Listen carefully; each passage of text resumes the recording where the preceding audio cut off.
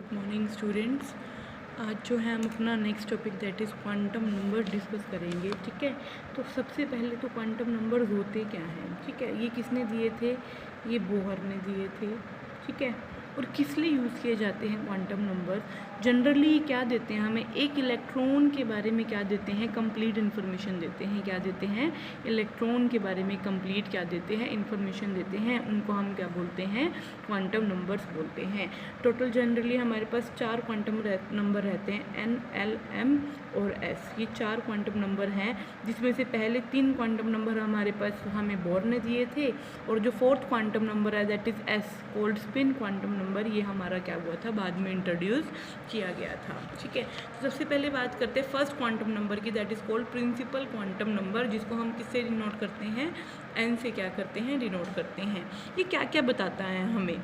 First हमें ये क्या बताएगा? ये बताएगा कि जो हमारा इलेक्ट्रॉन है वो कौन सी शेल से क्या करता है? बिलोंग करता है। ठीक है, तो शेल के बारे में इंफॉर्मेशन हमें कौन देता है? प्रिंसिपल क्वांटम नंबर देता है।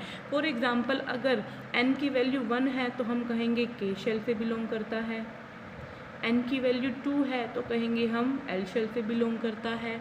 N की वैल्यू 3 है तो हम कहेंगे M शेल से क्या करता है? बिलोंग करता है, एंड सो ऑन। ठीक है, तो सबसे पहले इन्फॉर्मेशन क्या देता है हमें प्रिंसिपल क्वांटम नंबर? हमें किसके बारे में बताएगा? शेल के बारे में बताएगा, जिससे वो इलेक्ट्रॉन क्या कर रहा है? बिलोंग कर रहा है। सेकंड हमें क्या बताएगा? It determines the energy of electron. जो एनर्जी है इलेक्ट्रॉन के एक पर्टिकुलर शेल में, उसके बारे में भी हमें कौन बताता है? प्रिंसिपल क्वांटम नंबर बताता है। कैसे बताता है? जो एनर्जी होती है वो किसके इक्वल होती है? -2 pi square me⁴ divide by n²h²। अब ये n क्या है हमारे पास? यहाँ पर प्रिंसिपल क्वांटम नंबर है। दैट मीन्स यहाँ पर एनर्जी के बारे में हमें कौन बता रहा है? प्रिंसिपल क्वांटम नंबर बता रहा है। जब आप इसको सॉल्व करोगे तो आपके पास वैल्यू आएगी -1311.8 divide by n² kilo joule पर मोल। फॉर एग्जाम्पल अगर n की वैल्यू 1 है तो यहाँ पर जब आप n की वैल्यू 1 करोगे तो एनर्जी की वैल्यू इतनी आएगी। n की वैल्यू 2 पुट करोगे तो एनर्जी ये आएगी, और n की वैल्यू 3 पुट करोगे तो एनर्जी की वैल्यू -145.7 किलो जूल पर मोल आएगी। तो आप यहाँ क्या देख रही हैं? जैसे जैसे एनर्जी n की वैल्यू इंक्रीज़ हो रही है, तो एनर्जी है इलेक्ट्रॉन की वो भी क्या होती है? इंक्रीज़ होती है। तो ये 2 पॉइंट आपको रिमाइंड रखने हैं।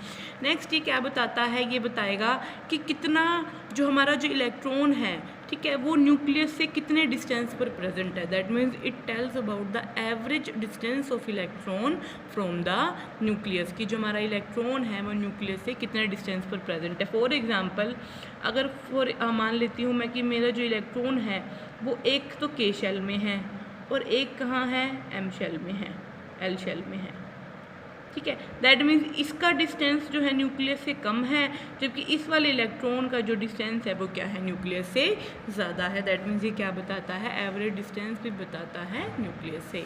3 पॉइंट्स हो गए हमारे यहाँ पर प्रिंसिपल क्वांटम नंबर में। फर्स्ट कौन सी शेल से बिलोंग करता है? एनर्जी डिटरमाइन करता है। And third one is average distance बताता है न्यूक्लियस से। ठीक है, नेक्स्ट सेकेंड है हमारे पास सब्सिडरी या फिर एजीम्यूथल क्वांटम नंबर, जिसको हम L से डिनोट करते हैं। ये क्या बताएगा? वो बताता था शेल के बारे में, ये बताएगा नंबर ऑफ सब शेल के बारे में। ठीक है, कि जो हमारा इलेक्ट्रॉन है शेल के अंदर सब शेल होती हैं, सब शेल के अंदर ऑर्बिटल्स होते हैं, तो सब शेल के बारे में इंफॉर्मेशन कौन देगा हमें? एजीम्यूथल या फिर सब्सिडरी क्वांटम नंबर देगा, जिसको हम L से डिनोट करते हैं। ये हमें बताएगा कि हमारा जो इलेक्ट्रॉन है एक पर्टिकुलर शेल में जो सब शेल होती है, ठीक है, उस कौन सी सबशेल से हमारा इलेक्ट्रॉन क्या करता है? बिलोंग करता है। ठीक है, और इसकी L की वैल्यू कहाँ से कहाँ तक होती है? 0 से लेकर n-1 तक होती है। ठीक है, नेक्स्ट सेकंड हमें ये क्या बताएगा? ये बताएगा एनर्जी क्या है इलेक्ट्रॉन की, किस वजह से? एंगुलर मोमेंटम की वजह से इलेक्ट्रॉन के, क्योंकि हमें पता है कि इलेक्ट्रॉन क्या करेगा? उस ऑर्बिटल में क्या करेगा? रिवॉल्व करेगा, जिसकी वजह से क्या जनरेट करता है? वो एंगुलर मोमेंटम जनरेट करेगा, जिसकी वजह से क्या है? उसकी एनर्जी क्या होएगी? हम डिटरमाइन कर सकते हैं। और वो एंगुलर मोमेंटम में हम कैसे निकाल सकते हैं? By using subsidiary quantum number L। और एंगुलर मोमेंटम हमारा होता है √L × n+1 h बाय में 2 पाई के इक्वल। ठीक है, फॉर एग्जाम्पल अगर मान लीजिए n की वैल्यू 1 है, ठीक है, अब n की वैल्यू 1 है तो L क्या होता है? n-1। ठीक है, यहाँ पर पुट कीजिए n की वैल्यू 1 1 माइनस 1 0, तो l की वैल्यू क्या आ गई 0 आ गई। दैट मीन्स जब हम एक सिंगल किसकी के शेल की बात करते हैं तो उसके अंदर कितनी सबशेल प्रेजेंट है, ओनली एक सबशेल प्रेजेंट है, और जिसकी जो हमारी एंगुलर सब्सिडरी क्वांटम नंबर की वैल्यू क्या है 0 है। और जब l की वैल्यू 0 आ जाती है तो वो हमारी कौन सी शेल होती है, s सबशेल होती है। क्या होती है, एस सबशेल। अब मान लीजिए n की वैल्यू 2 है, जब n की वैल्यू 2 हो जाएगी, ठीक है, तो हमारे l की वैल्यू होगी n माइनस 1, 0 1 2 3 से लेकर n माइनस 1 है, तो 2 माइनस 1 1 आ गई वैल्यू। तो कितनी पॉसिबल वैल्यू है, इसकी वैल्यू 1 आ गई और 0 तो है ही है, तो 1 और 0 वैल्यू क्या हो जाएंगी, l की पॉसिबल हो जाएंगी। ठीक है, दैट मीन्स जब हम किसकी बात करते हैं, n is equal to 2, that means l shell की बात करते हैं, तो l शेल के अंदर कितनी सबशेल पॉसिबल हैं, 2 सबशेल पॉसिबल हैं, और जो क्या कंटेन करती है, जिनके l क्वांटम नंबर की वैल्यू क्या है, एक की वैल्यू 0 है और एक की वैल्यू क्या है 1 है। और l की वैल्यू जब 0 होती है, हमें अच्छे से पता है वो कौन सी शेल होती है, सबशेल s होती है, और l की वैल्यू जब 1 होती है तो हमारी कौन सी सबशेल होती है, p सबशेल होती है।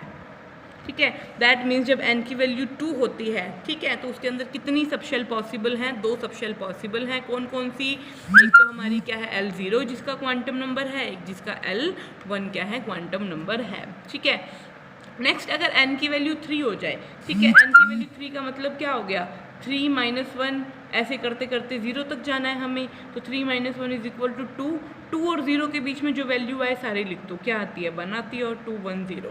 दैट मीन्स जब हम n की वैल्यू 3 की बात करते हैं तो उस केस में हमारे पास कितनी l की वैल्यू पॉसिबल हैं, 3 l की वैल्यू क्या है पॉसिबल है। और आपको अच्छे से पता है जब l की वैल्यू 0 है तो हमारी s सबशेल है, s की वैल्यू l की वैल्यू हमारे पास 1 है तो हमारे पास क्या है, दैट इज p सबशेल। और जब l की वैल्यू 2 हो जाती है तो हमारे पास कौन सी सबशेल आ जाती है, d सबशेल आ जाती है।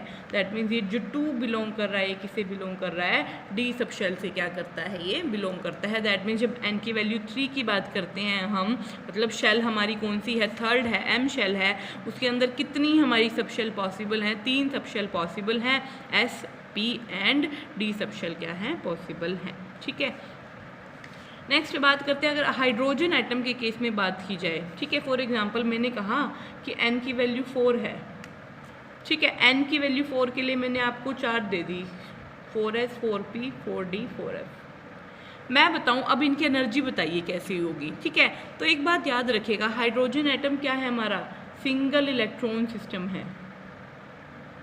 क्या है, सिंगल इलेक्ट्रॉन सिस्टम। ठीक है, और जब सिंगल इलेक्ट्रॉन सिस्टम में n की वैल्यू 4 का मतलब यहाँ क्या हो गया, l की वैल्यू क्या हो गई, 4 माइनस 1 इज इक्वल टू में क्या आ गई हमारी 3 2 1 0, 4 वैल्यू आ गई। दैट मीन्स एक तो 4s है, 4p है, 4d है और 4f है। अब ये 4 यहाँ पर क्या है, कौन सी शेल है, SPDF, तो पता ही लगेगी आपको कौन सी सबशेल है। तो हम आगे वाला जो नंबर है होता है हमारा, वो किसको रिप्रेजेंट करता है, आगे वाला नंबर रिप्रेजेंट करता है नंबर ऑफ शेल को, कि कौन सी शेल से हमारा जो है वो बिलोंग कर रहा है। और बाद वाला जो है हमारा SPDF वो किसको रिप्रेजेंट करता है, सबशेल को रिप्रेजेंट करता है। तो n की वैल्यू 4 के लिए l की 4 वैल्यू पॉसिबल हैं। ठीक है, तो 4 4 4 मतलब n की वैल्यू 4 है, 4 है मतलब 0 मतलब s, 1 है तो p, 2 है तो d और 3 है तो f। ठीक है, और अगर मैं इनकी एनर्जी की बात करूं तो जब भी हम सिंगल इलेक्ट्रॉन सिस्टम की बात करेंगे ना, तो एक पर्टिकुलर जो हमारा n नंबर होगा उसके कोरस्पॉन्डिंग जितनी भी हमारी सबशेल बन रही होंगी, उस केस में सिंगल इलेक्ट्रॉन के केस में उनकी एनर्जी क्या होती है, इक्वल होती है। दैट मीन्स अगर मैं सिंगल इलेक्ट्रॉन के केस में आपके इस सबशेल की बात करूं, इस सीरीज़ की बात करूं, तो एनर्जी क्या रहेगी इनकी, 4s is equal to 4p is equal to में 4d इज इक्वल टू में 4f रहेगा। क्यों, क्योंकि जब हम सिंगल इलेक्ट्रॉन सिस्टम की बात करते हैं किस केस में, एक पर्टिकुलर शेल में, तो है उस केस में क्या रहता है, उस पर्टिकुलर शेल में जितनी भी सबशेल रहती हैं सिंगल इलेक्ट्रॉन सिस्टम के केस में, उस केस में हमारी एनर्जी की वैल्यू क्या रहती है, सेम रहती है। अगर मैं यही बात कर देती n इज इक्वल टू 3 की, ठीक है, और मैं पूछ लेती आप बताइए कि मुझे 3s और 3p की एनर्जी क्या है, और मैंने कंडीशन दे दी ब्रैकेट में सिंगल इलेक्ट्रॉन सिस्टम है। तो सिंगल इलेक्ट्रॉन सिस्टम के केस में क्या हो जाएगा, यहाँ पर 3s इज इक्वल टू में 3p हो जाएगा। लेकिन वही मैं अगर मल्टी इलेक्ट्रॉन सिस्टम की बात करती तो उस केस में क्या है, हमारे पास कुछ ऐसी वैल्यू आती, ठीक है। तो उस केस में क्या हो जाता है, मल्टी इलेक्ट्रॉन सिस्टम के केस में एनर्जी की जो वैल्यूज़ हैं किसके अंदर, एक पर्टिकुलर शेल के अंदर जो सब सेल प्रेजेंट है हमारी, उनकी एनर्जी की वैल्यू क्या है, कम ज़्यादा हो जाती है, जिसकी वजह से हम क्या है इंक्रीजिंग और डिक्रीजिंग ऑर्डर का क्या करते हैं, यूज़ करते हैं। तो आज के टॉपिक में आप ये दो पढ़िए। फर्स्ट वन इज़ हमारा क्या हो गया यहाँ पर principal quantum number, and second one is subsidiary quantum number, जिसको हम किससे डिनोट करते हैं, एल से। प्रिंसिपल क्वांटम नंबर हमें शेल के बारे में बताता है, जबकि सब्सिडरी क्वांटम नंबर हमें सब शेल के बारे में इंफॉर्मेशन देता है। Okay, thank you.